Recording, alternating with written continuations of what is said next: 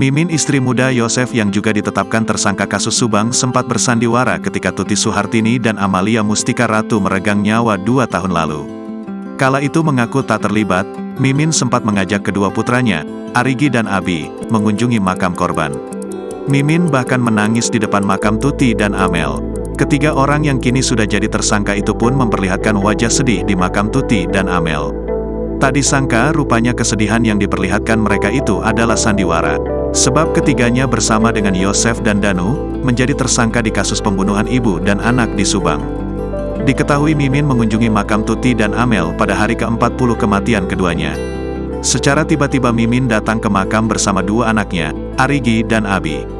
Mimin pun tiba di pemakaman umum Istuning, Desa Jalan Cagak, Kecamatan Jalan Cagak, Kabupaten Subang pada petang hari.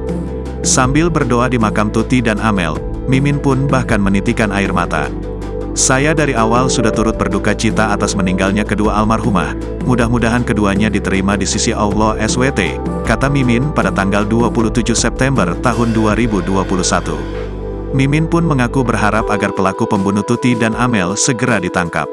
Rupanya 2 tahun berikutnya, justru Mimin bersama dua anaknya itulah yang ditetapkan sebagai tersangka pembunuhan Tuti dan Amel tersebut. Download Tribun X sekarang. Menghadirkan lokal menjadi Indonesia.